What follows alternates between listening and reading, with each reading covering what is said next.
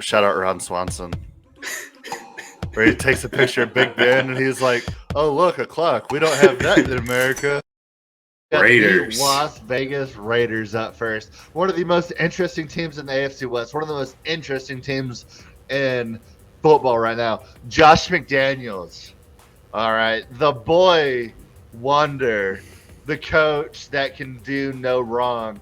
The coach that went to the Broncos, that took Tim Tebow to a playoff win versus one of the best Steelers teams in the 2000s. We're talking about a Steelers team that was the number one seed with Ben Roethlisberger and all the boys. And they went in there with Tim Tebow and Demaryius Thomas, rest in peace. But they went in there and they beat the boys in black and gold. They beat the Pittsburgh Steelers. That same Josh McDaniels, the same Josh McDaniels that made Tim Tebow a legend of the game, is coaching those Oakland Raiders, boy. And let me tell you, man, Derek Carr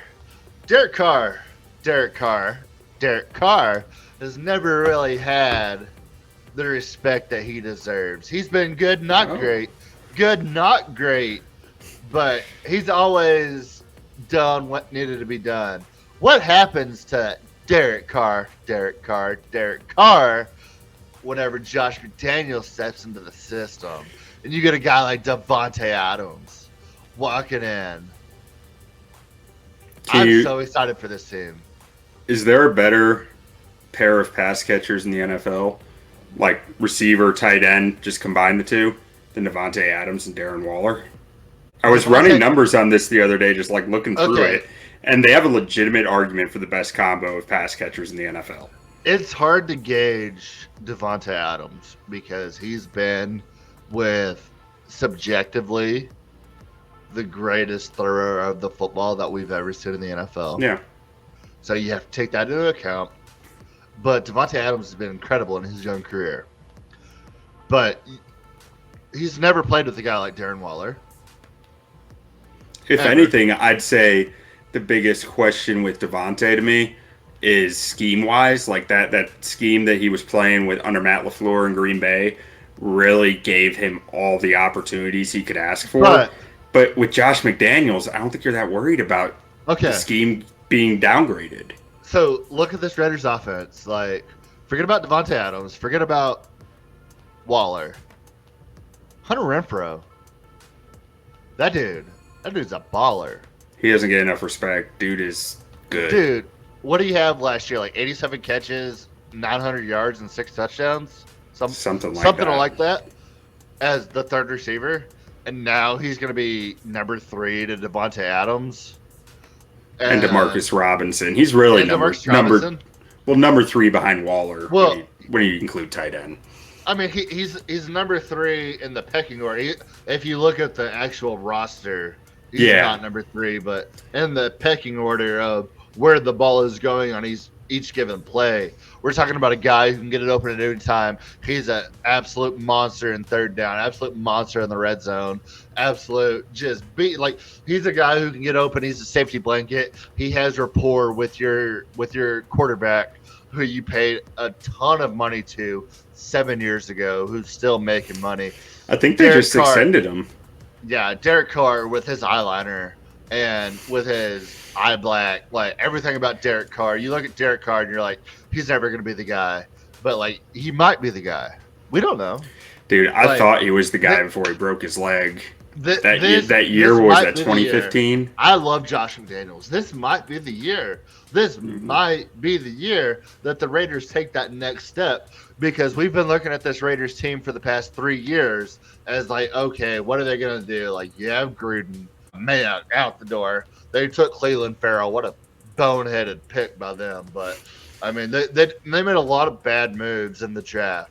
But building this team, they did a pretty good job. This team is solid.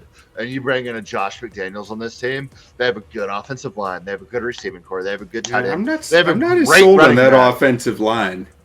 Colton Miller's good. Yeah, I mean, agree to disagree, but I mean, I think I love Josh Jacobs at running back. Yeah.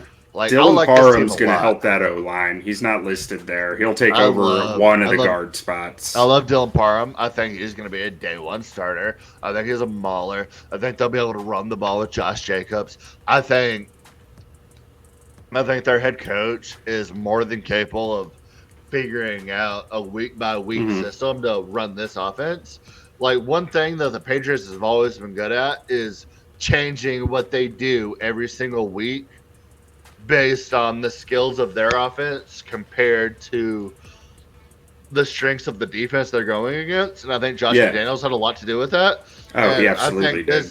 I think this offense has more than enough talent to, it doesn't matter what defense they're going against.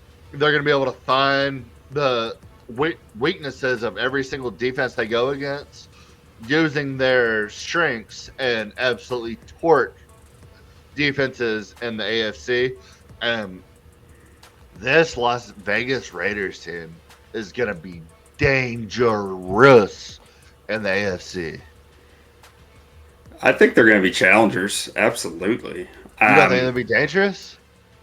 I mean, yeah, a lot of teams are dangerous, but I'm not sold that they're necessarily a playoff team yet. I think they're close, and they might be. Okay. You know, I'm riding the fence with them. I'm going to be honest. How do you see this team faring in a division as good as the AFC West?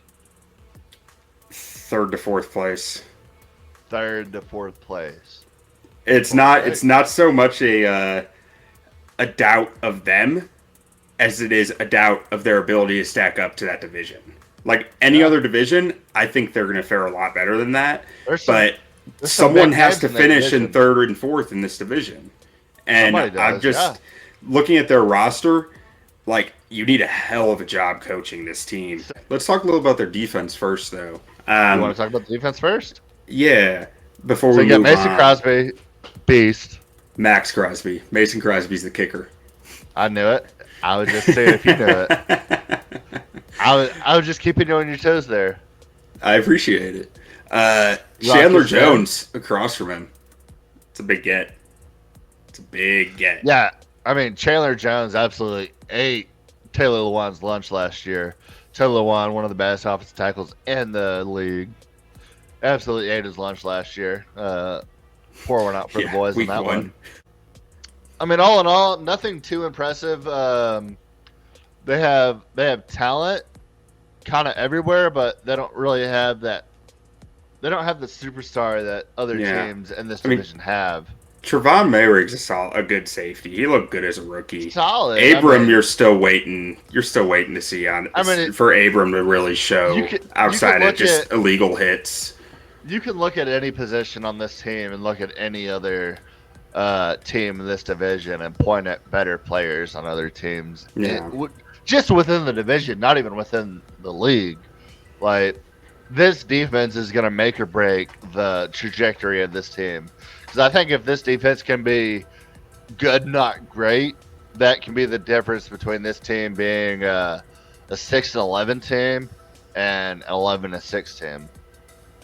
Yeah, I mean, honestly, I think this could be a division where you don't see anyone winning fewer than 7 games. Like, I think they're just going to beat each other to hell. And a bubble, yes. Yeah. We're more than happy to dive in deeper. You just got to leave us a comment below, like and subscribe.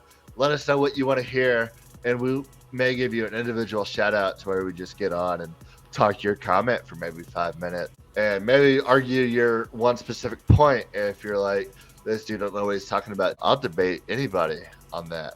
Like, subscribe, give us a comment who's going to win the AFC West. And don't forget, don't sleep on the Lions. Don't do it.